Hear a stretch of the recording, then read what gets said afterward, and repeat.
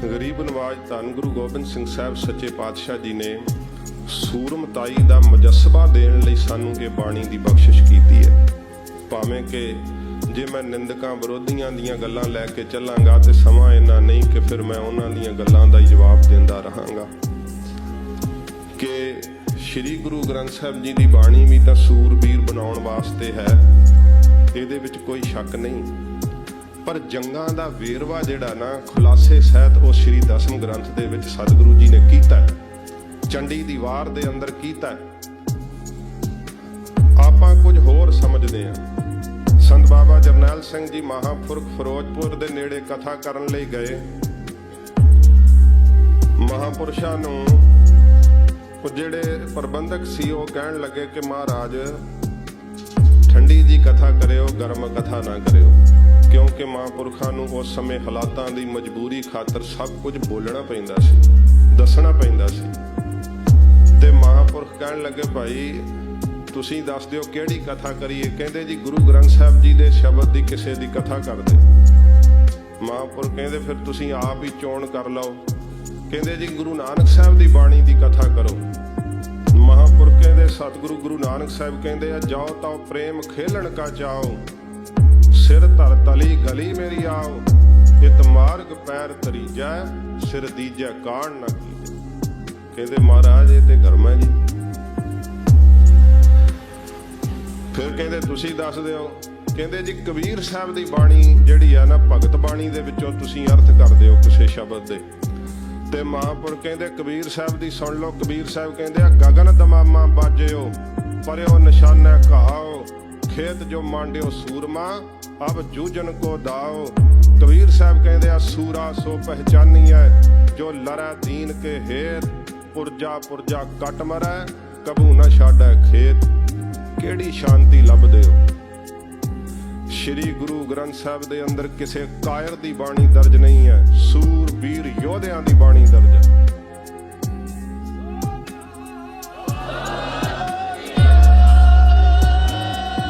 बाबा नामदेव जी नूं उन्हां दी माता ने की कहा सी, यही कहा ना पुत्र छोड़ राम की ना भजे खुदाए।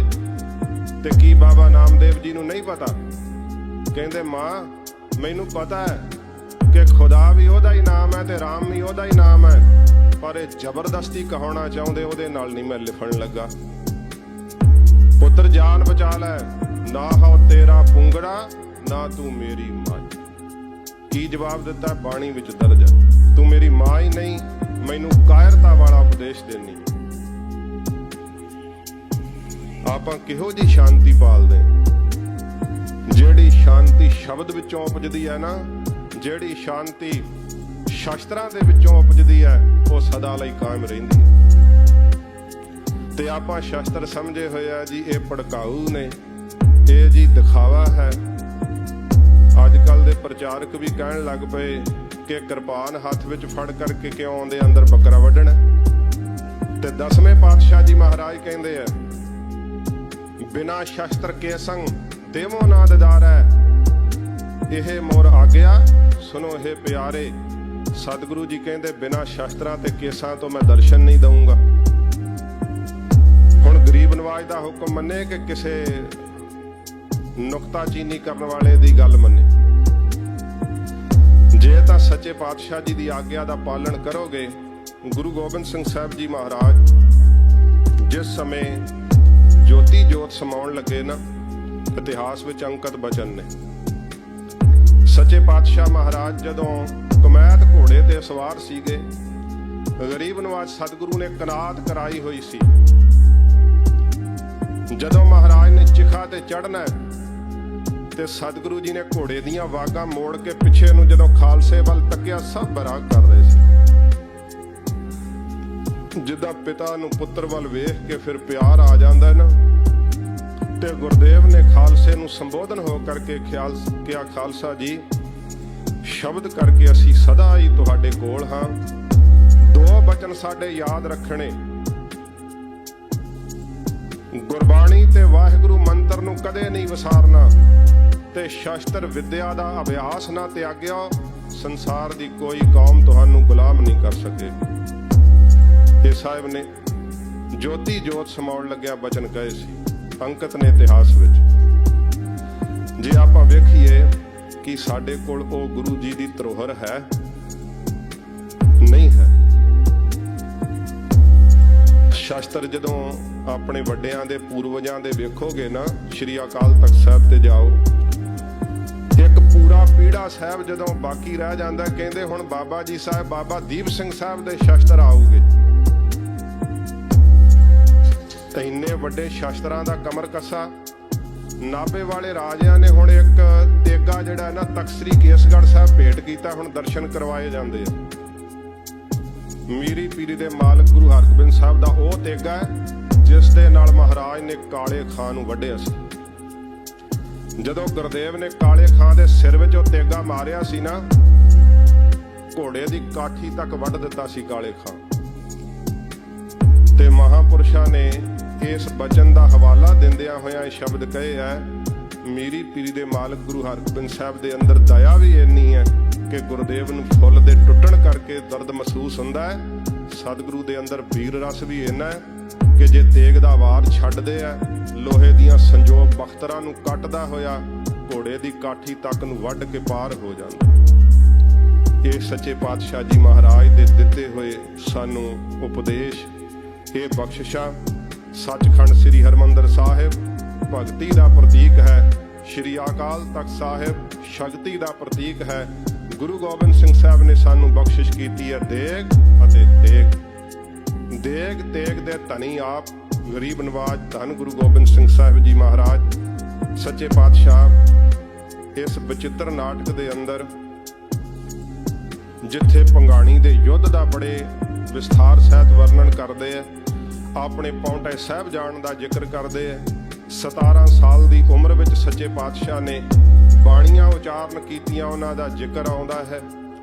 12 ਦਿਨਾਂ ਦੇ ਅੰਦਰ ਕਿਲਾ ਸਿਰਜਿਆ ਸੱਚੇ ਪਾਤਸ਼ਾਹ ਨੇ ਪੌਂਟਾ ਸਾਹਿਬ ਦੀ ਧਰਤੀ ਤੇ, ਜ਼ਿਕਰ ਆਉਂਦਾ ਹੈ। ਸੱਚੇ ਪਾਤਸ਼ਾਹ ਨੇ ਕਿਹਾ, ਦੇਸ਼ ਚਾਲ ਹਮ ਤੇ ਪੁਨ ਭਈ, ਸ਼ਹਿਰ ਪਾਵਟੇ ਕੀ ਸੁਧ ਲਈ। ਤੇ ਸੱਚੇ ਪਾਤਸ਼ਾਹ ਜੀ ਮਹਾਰਾਜ ਨੇ ਇਹ ਵੀ ਲਿਖਿਆ ਕਿ ਉਸ ਜੰਗਲ ਦੇ ਵਿੱਚ ਚੁਣ ਚੁਣ ਕੇ ਸ਼ੇਰ ਮਾਰੇ। ਜੈਥਰਥ ਵਰਗਿਆਂ ਦੀ ਕਿਹੜੀ ਸ਼ੇਰ ਦੇ ਰੂਪ ਵਿੱਚ ਫਿਰਦਿਆਂ ਦਾ ਉਧਾਰ ਕੀਤਾ। ਸਤਿਗੁਰੂ ਜੀ ਦੀ ਵੀਰਤਾ ਦਾ ਮੁਜੱਸਮਾ ਥੋੜੀ ਜੀ ਝਲਕ ਆਪ ਜੀ ਦੇ ਸਾਹਮਣੇ ਰੱਖਦਾ, ਥੋੜੀ ਜੀ ਝਲਕ ਦਰਸ਼ਨ ਕਰਨ ਦਾ ਯਤਨ ਕਰਨਾ। ਫਤਿਹ ਸ਼ਾਹ ਰਾਜਾ ਸਤਿਗੁਰੂ ਜੀ ਦੇ ਕੋਲ ਆਇਆ, ਮੈਂ ਵਿਸਥਾਰ ਨਹੀਂ ਕਰਾਂਗਾ। ਮੇਦਨੀ ਸ਼ਾਹ ਕੋਲ ਬੈਠਾ ਸੀ, ਮੇਦਨੀ ਪ੍ਰਕਾਸ਼ ਵਾਹਿਗੁਰੂ ਨਾਹਣ ਦਾ ਰਾਜਾ।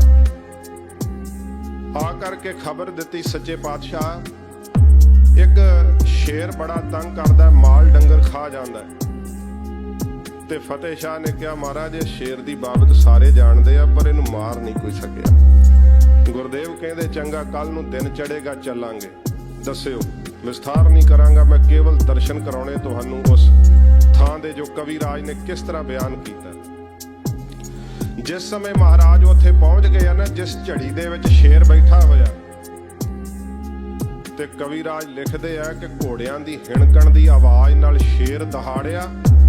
ਸ਼ੇਰ ਦੀ ਦਹਾੜਨ ਦੇ ਨਾਲ ਪੱਤੇ ਝੜ ਗਏ, ਫਲ ਡਿੱਗ ਗਏ ਤੇ ਪੰਛੀ ਉੱਡ ਗਏ ਰੁੱਖਾਂ ਤੋਂ। ਸੱਚੇ ਪਾਤਸ਼ਾਹ ਜੀ ਨੇ ਕਿਹਾ, ਮੇਦਨੀ ਪ੍ਰਕਾਸ਼ ਰਾਜਾ, ਫਤਿਹ ਸ਼ਾਹ ਰਾਜਾ, ਤੁਹਾਡੇ ਕੋਲ ਕੋਈ ਐਸਾ ਜਵਾਨ ਹੈ ਜਿਹੜਾ ਇਕੱਲਾ ਇਸ ਸ਼ੇਰ ਦਾ ਮੁਕਾਬਲਾ ਕਰੇ? ਕਹਿਣ ਲੱਗੇ, ਨਹੀਂ ਮਹਾਰਾਜ, ਇਹੋ ਜੀ ਭੁੱਲ ਨਾ ਕਰਿਓ, ਦੂਰੋਂ ਗੋਲੀਆਂ ਤੇ ਤੀਰਾਂ ਦਾ ਮੀਂਹ ਵਰਾ ਕੇ ਮਸਾਂ ਹੀ ਸ਼ੇਰ ਨੂੰ ਕਾਬੂ ਕੀਤਾ ਜਾ ਸਕੇਗਾ। ਸੱਚੇ ਪਾਤਸ਼ਾਹ ਜੀ ਨੇ ਆਦੇਸ਼ ਦਿੱਤਾ ਕਿ ਕਿਸੇ ਨੇ ਗੋਲੀ ਨਹੀਂ ਚਲਾਉਣੀ, ਕਿਸੇ ਨੇ ਤੀਰ ਨਹੀਂ ਚਲਾਉਣਾ। ਮੁਹਾਵਤ ਨੂੰ ਹਾਥੀ ਬਿਠਾਉਣ ਦਾ ਉਪਦੇਸ਼ ਜਿਹੜਾ ਸੀ ਮਹਾਰਾਜ ਨੇ ਹੁਕਮ ਭਾਵ ਦੇ ਦਿੱਤਾ। ਜਦੋਂ ਹਾਥੀ ਬੈਠ ਗਿਆ ਤੇ ਘੋੜਿਆਂ ਤੇ ਪਿੱਛੇ ਖਲੋਤੇ ਸਿੱਖ, ਕਿਉਂਕਿ ਉਦੋਂ ਅਜੇ ਅੰਮ੍ਰਿਤ ਸੰਚਾਰ ਨਹੀਂ ਸੀ ਹੋਇਆ, ਜਦੋਂ ਪੰਗਾਣੀ ਦਾ ਯੁੱਧ ਹੁੰਦਾ, ਪਿੱਛੇ ਸਿੱਖਾਂ ਨੂੰ ਅਨੁਮਾਨ ਲੱਗ ਗਿਆ ਕਿ ਗੁਰਦੇਵ ਆਪ ਉਤਰ ਕੇ ਚੱਲੇ ਆ। 17 ਸਾਲ ਦੀ ਉਮਰ ਹੈ ਤੇ ਮਾਮਾ ਕਿਰਪਾਲ ਚੰਦ ਜੀ ਨੂੰ ਨਾ ਅੱਗੇ ਹੋ ਕੇ ਸ਼ੰਗੋ ਸ਼ਾਹ ਜੀ ਨੇ ਕਿਹਾ, ਮਹਾਰਾਜ ਦੇ ਵੱਡੇ ਭੂਆ ਜੀ ਦੇ ਪੁੱਤਰ, ਕਹਿਣ ਲੱਗੇ, ਮਾਮਾ ਜੀ ਤੁਸੀਂ ਗੁਰੂ ਸਾਹਿਬ ਨੂੰ ਬੇਨਤੀ ਕਰੋ, ਜਾਨਵਰ ਅਕਸਰ ਜਾਨਵਰ ਹੈ, ਉਹਦੇ ਸਾਹਮਣੇ ਨਾ ਜਾਣ। ਆਪਾਂ ਪਿੱਛੇ ਹਾਂ ਖੜੇ, ਅਸੀਂ ਸਭ ਅੱਗੇ ਵੱਧਦੇ ਹਾਂ। ਆਪਾਂ ਅੱਗੇ ਹੋ ਕਰਕੇ ਸ਼ੇਰ ਦਾ ਸ਼ਿਕਾਰ ਕਰਦੇ ਹਾਂ। ਸੱਚੇ ਪਾਤਸ਼ਾਹ ਜੀ ਮਹਾਰਾਜ ਨੇ ਜਿਸ ਸਮੇਂ ਆਪ ਉਤਰੇ ਆ, ਮੈਨੂੰ ਸਮਾਪਤੀ ਦਾ ਹੁਕਮ ਹੋਇਆ, ਮੈਂ ਸਮਾਪਤੀ ਕਰ ਦੇਣੀ। ਜਿਸ ਸਮੇਂ ਮਹਾਰਾਜ ਨੇ ਅਜੇ ਗਾਤਰਿਓਂ ਸ੍ਰੀ ਸਾਹਿਬ ਨਹੀਂ ਖਿੱਚੀ, ਸਤਿਗੁਰੂ ਪਾਤਸ਼ਾਹ ਮਹਾਰਾਜ ਨੇ ਅਜੇ ਢਾਲਾ ਵੀ ਮੋਢੇ ਤੋਂ ਨਹੀਂ ਲਾਇਆ, ਤੇ ਜਦੋਂ ਮਹਾਰਾਜ ਸ਼ੇਰ ਦੇ ਸਾਹਮਣੇ ਜਾਣ ਵਾਸਤੇ ਕਦਮ ਪੁੱਟ ਰਹੇ ਆ, ਮਾਮਾ ਕਿਰਪਾਲ ਚੰਦ ਜੀ ਸੰਗੋ ਸ਼ਾਹ ਜੀ ਦੀ ਬੇਨਤੀ ਕਰਨ ਤੋਂ ਕਾਹਲੀ ਨਾਲ ਅੱਗੇ ਆਏ ਕਿ ਗੁਰੂ ਸਾਹਿਬ ਨੂੰ ਬੇਨਤੀ ਕਰੀਏ ਕਿ ਆਪ ਸ਼ੇਰ ਦੇ ਸਾਹਮਣੇ ਨਾ ਜਾਓ, ਕਿਉਂਕਿ ਪਸ਼ੂ ਤਾਂ ਅਕਸਰ ਪਸ਼ੂ ਹੈ, ਜਾਨਵਰ ਹੈ।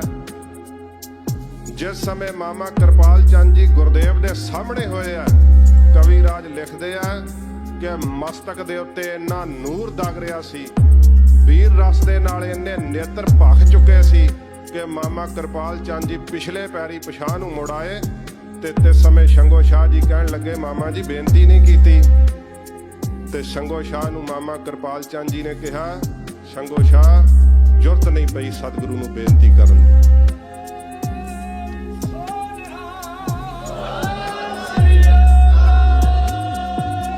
ਮੇਰਾ ਹਿਆ ਨਹੀਂ ਪਿਆ। ਸੱਚੇ ਪਾਤਸ਼ਾਹ ਜੀ ਮਹਾਰਾਜ ਐਸੇ ਸੂਰਮਤਾਈ ਦੇ ਮੁਜੱਸਮੇ ਗਰੀਬ ਨਵਾਜ਼। ਮੈਂ ਪੰਕਤੀਆਂ 3-4 ਨੇ ਗੁਰਦੇਵ ਦੀ ਸ਼ਹਾਦਤ ਦੀਆਂ, ਉਹਨਾਂ ਦੇ ਅੱਖਰੀ ਅਰਥ ਕਰਦੇ ਆ ਜੇ ਆਗਿਆ ਦਿਓ ਤੇ। ਸੋ ਸੱਚੇ ਪਾਤਸ਼ਾਹ ਜੀ ਮਹਾਰਾਜ ਆਪਣੇ ਪਿਤਾ ਸਤਿਗੁਰੂ ਦੀ ਸ਼ਹਾਦਤ ਕਹਿੰਦੇ ਆ। ਅੱਗੇ ਚੌਪਈ ਸ਼ੁਰੂ ਹੁੰਦੀ ਹੈ, ਅਬ ਮੈਂ ਆਪਣੀ ਕਥਾ ਬਖਾਨੋ ਤਪ ਸਾਧਤ ਜਿਹ ਬਿਦ ਮੁਹਿਆਨੋ, हेमकुंट पर्वत है जहाँ सपत श्रृंग सोबत है तहाँ, सपत श्रृंग तिह नाम कहावा, पांडराज जह जोग कमावा, तिह हम अधिक तपस्या साधी, महाकाल काल का आराधी, यह बिद करत तपस्या भयो, दवाते एक रूप हवा गयो, तात मात मुर अलख अराधा, बहुविध जोग साधना साधा, तिन जो करी अलख की सेवा, ताते भय प्रसन्न गुरदेवा। गुरु कलगीधर जी कहते, तिन प्रभ जब आयस मोह दिया, तब हम जन्म कलहू मैं लिया। किसे अवतार ने अपनी कथा आप अपनी कलम नाल नहीं लिखी, धन गुरु गोबिंद सिंह साहब सच्चे पातशाह अपनी कथा नूं आप लिखिया। गरीब नवाज अपने पिता जी की शहादत कहते हैं। केवल इन्हां 2-4 पंक्तियां दे मैं अर्थ करके समाप्ति कर देनी है। महापुरुषां दी बरसी ते आपने हाजरियां भरियां, इन्ना ज्ञान दा प्रसाद जिहड़ा वंडिया गया आप जी, क्योंकि कई गल्लां तां चेते नहीं रहिंदियां, पर कुछ एक किणका जिहड़ा वो अपने पल्ले जरूर बन करके खड़ना। मुख मकसद है कि पतत पुणे दी लहर नूं खत्म कीता जावे। जिन्ने भी तुसीं इत्थे सुनन वाले हो, तुसीं 10-10 नूं 20-20 नूं अगे तैयार कर सकदे हो, पर जे कोई शाम नूं काम तो आके कहो मेरा तो हुण रिलैक्स होण दा समा, नहा के टीवी दे सामने बह के चैनलां नूं बदलदे जाओगे, दिमाग थक जाएगा, कुछ प्राप्त नहीं होना। ਜਦੋਂ ਕੰਮ ਤੋਂ ਵਿਹਲੇ ਹੁੰਨੇ ਹੋ, ਕਿਰਤ ਤੋਂ ਵਿਹਲੇ ਹੁੰਨੇ ਹੋ, ਉਦੋਂ ਧਰਮ ਦੀ ਕਿਰਤ ਕਰਨ ਲੱਗ ਜਾਇਆ ਕਰੋ ਕਿ ਕਿਸੇ ਨਾ ਕਿਸੇ ਨੂੰ ਪ੍ਰੇਰ ਕੇ ਸਿੱਖੀ ਵੱਲ ਲਿਆਉਣਾ, ਉਹਦੇ ਕੇਸ ਰਖਾਉਣ ਵਾਸਤੇ ਬੇਨਤੀ ਕਰਨੀ। ਆਪਣੀ ਸ਼ਖਸੀਅਤ ਨੂੰ ਇੰਨੇ ਪਿਆਰ ਵਾਲੇ ਬਣਾਓ ਕਿ ਤੁਹਾਨੂੰ ਕਹਿਣ ਦੀ ਲੋੜ ਨਾ ਪਵੇ। ਅਸੀਂ ਖੁਦ ਜਿਹੜੇ ਮੋਨੇ ਆ, ਕਲੀਨ ਸ਼ੇਵ ਸ਼ਬਦ ਮੈਨੂੰ ਸਿੰਘ ਕਹਿੰਦੇ ਨਾ ਵਰਤਿਆ ਕਰੋ, ਕਿਉਂਕਿ ਉਹ ਸਮਝਦੇ ਅਸੀਂ ਸਾਫ਼ ਹਾਂ ਤੇ ਤੁਸੀਂ ਗੰਦੇ ਹੋ। ਇਹ ਮੈਨੂੰ ਸਿੰਘਾਂ ਨੇ ਦੱਸਿਆ, ਕਲੀਨ ਸ਼ੇਵ ਸ਼ਬਦ ਇਸ ਤਰ੍ਹਾਂ ਬਣਿਆ, ਸਾਨੂੰ ਇਹ ਨਹੀਂ ਵਰਤਣਾ ਚਾਹੀਦਾ। ਪਰ ਜਦੋਂ ਕਿ ਅਸਲ ਦੇ ਅੰਦਰ ਉਹਨਾਂ ਨੂੰ ਗਿਆਨ ਨਹੀਂ ਹੈ ਮੇਰੇ ਵੀਰਾਂ ਨੂੰ। ਪਰ ਜਿੱਥੇ ਜਿੱਥੇ ਵੀ ਮੈਨੂੰ ਸੇਵਾ ਪ੍ਰਾਪਤ ਹੋਈ ਹੈ, ਬਹੁਤ ਜ਼ਿਆਦਾ ਮੋਨੇ ਵੀਰ ਹੀ ਮੇਰੇ ਨਾਲ ਪਿਆਰ ਕਰਦੇ ਆ, ਕਿਉਂਕਿ ਮੈਂ ਉਹਨਾਂ ਨੂੰ ਆਪਣੇ ਪਿਆਰ ਨਾਲ ਲਾਇਆ ਤੇ ਮੇਰੇ ਪੁਰਖਿਆਂ ਨੇ ਕਿਹਾ ਕਿ ਨਾਲ ਲਾਓ। ਮੇਰੇ ਵੱਡਿਆਂ ਨੇ ਉਪਦੇਸ਼ ਦਿੱਤਾ।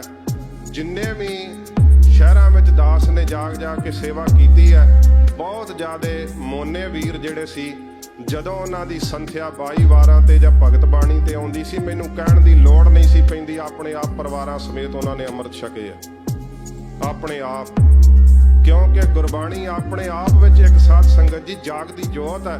ਕਹਿਣ ਦੀ ਲੋੜ ਨਹੀਂ ਪੈਂਦੀ।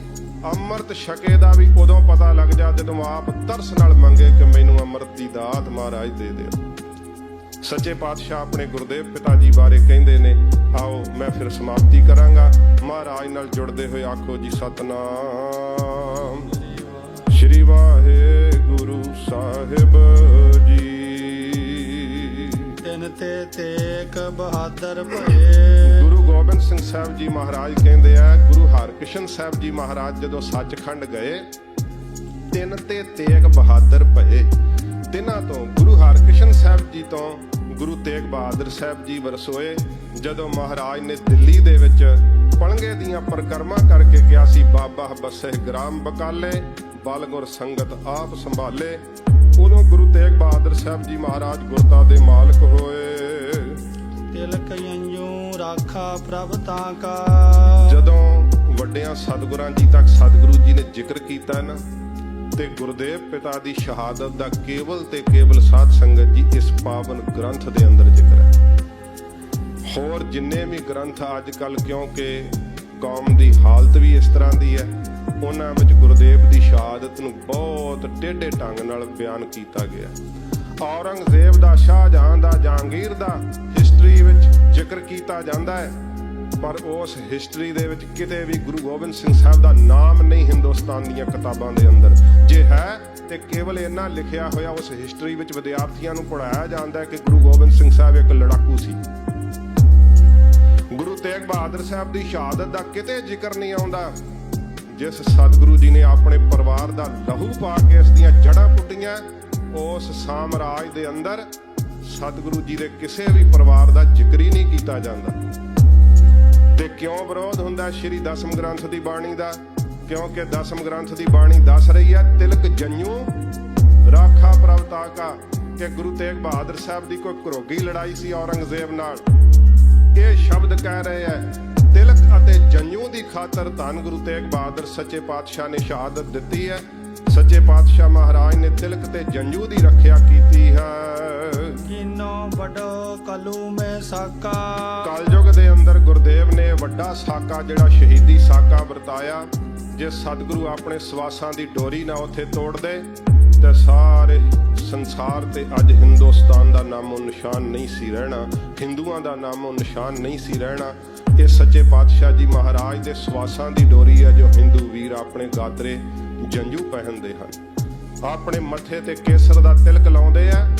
ਇਹ ਸਾਧ ਸੰਗਤ ਜੀ ਗੁਰਦੇਵ ਦਾ ਡੁੱਲਿਆ ਹੋਇਆ ਖੂਨ ਹੈ। ਗੁਰੂ ਤੇਗ ਬਹਾਦਰ ਸਾਹਿਬ ਨੇ ਆਪਣਾ ਬਜ਼ੁਰਗ ਖੂਨ ਡੋਲ ਕਰਕੇ ਇਸ ਧਰਮ ਦੀ ਰੱਖਿਆ ਕੀਤੀ।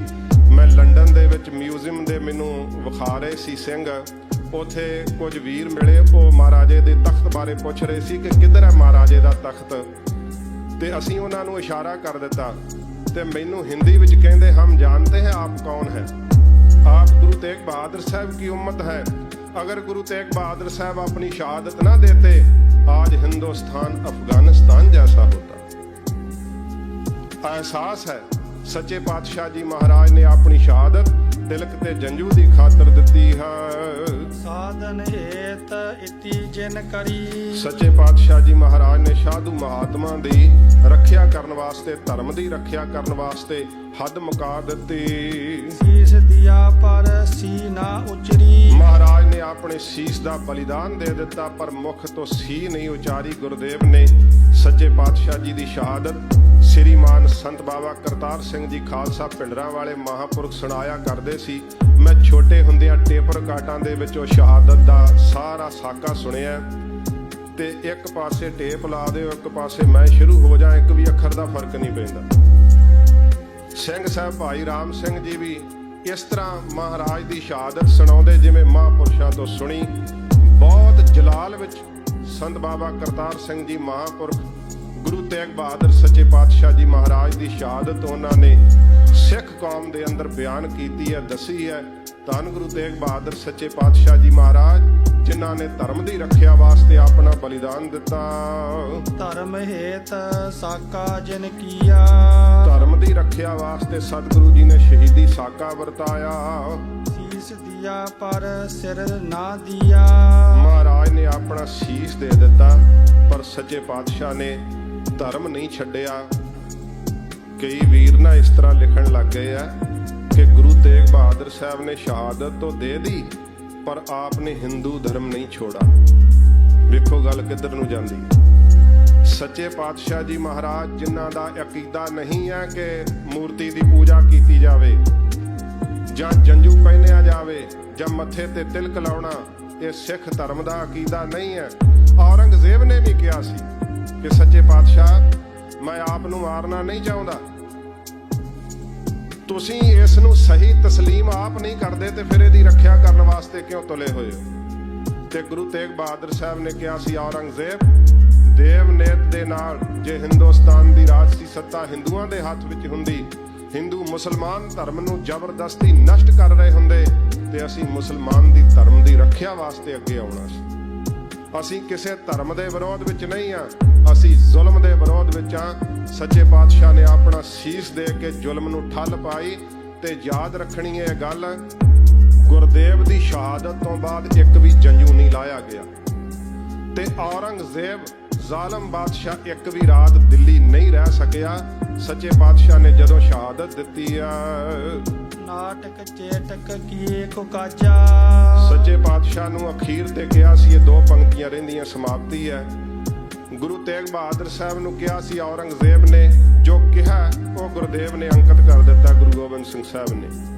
ਔਰੰਗਜ਼ੇਬ ਨੇ ਕਿਹਾ ਮੈਂ ਆਪ ਨੂੰ ਮਾਰਨਾ ਨਹੀਂ ਚਾਹੁੰਦਾ, ਗੁਰਦੇਵ ਮੈਂ ਤੁਹਾਨੂੰ ਸ਼ਹੀਦ ਨਹੀਂ ਕਰਨਾ ਚਾਹੁੰਦਾ, ਕੋਈ ਕਰਾਮਾਤ ਵਿਖਾ ਦਿਓ, ਤੁਹਾਡੀ ਜਾਨ ਬਖਸ਼ ਦਿੱਤੀ ਜਾਵੇ। ਹਾਲਾਤ ਵੇਖਣੇ ਚਾਹੀਦੇ ਆ। ਇਹਨਾਂ ਚੀਜ਼ਾਂ ਦਾ ਹਵਾਲਾ ਦੇ ਕਰਕੇ ਨਾ ਕਈ ਵਾਰੀ ਇਹ ਕਹਿੰਦੇ ਕਿ ਗੁਰੂ ਘਰ ਦੇ ਵਿੱਚ ਕੋਈ ਕਰਾਮਾਤ ਹੈ ਹੀ ਨਹੀਂ। ਕਰਾਮਾਤ ਤੇ ਗੁਰਦੇਵ ਦੇ ਕੂਕਰਾਂ ਵਿੱਚ ਹੈ। ਸੱਚੇ ਪਾਤਸ਼ਾਹ ਮਹਾਰਾਜ ਦਾ ਕੱਲਾ ਸਿੱਖ ਹੀ ਕਹਿੰਦਾ ਮੈਂ ਤਾੜੀ ਮਾਰ ਕੇ ਲਾਹੌਰ ਤੇ ਦਿੱਲੀ ਨਸ਼ਟ ਕਰ ਦਿਆਂਗਾ।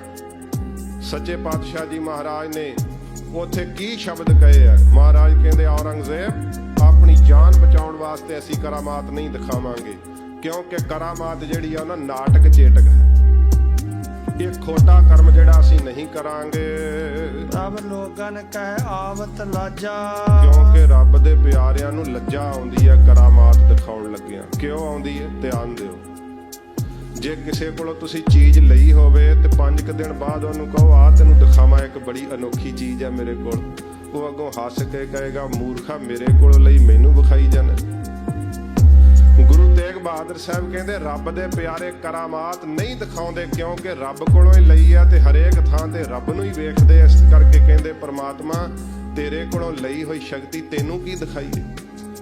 ਹਰੇਕ ਦੇ ਅੰਦਰ ਉਹਦੀ ਜੋਤ ਵੇਖਦੇ ਆ। ਇਸ ਕਰਕੇ ਉਹ ਆਪਣੀ ਵਡਿਆਈ ਖਾਤਰ, ਆਪਣੀ ਪ੍ਰਭਤਾ ਖਾਤਰ ਕਦਾਚਿਤ ਵੀ ਉਹ ਸ਼ਕਤੀ ਨਹੀਂ ਪ੍ਰਗਟ ਕਰਦੇ, ਭਾਵੇਂ ਬਲੀਦਾਨ ਦੇ ਦਿੰਦੇ ਹਨ। ਦੋਹਰਾ ਠੀਕਰ ਫੋਰ ਦਲੀਸ ਸਿਰ, ਦਿੱਲੀ ਦੇ ਬਾਦਸ਼ਾਹ ਔਰੰਗਜ਼ੇਬ ਦੇ ਸਿਰ ਤੇ ਠੀਕਰਾ ਤੋੜ ਦਿੱਤਾ ਗੁਰੂ ਤੇਗ ਬਹਾਦਰ ਸਾਹਿਬ ਨੇ ਆਪਣੇ ਸਰੀਰ ਦਾ। ਪ੍ਰਭੁਰ ਕੀਆ ਪਿਆਨ, ਤੇ ਸੱਚਖੰਡ ਨੂੰ ਸੱਚੇ ਪਾਤਸ਼ਾਹ ਨੇ ਬਿਆਨਾ ਕੀਤਾ।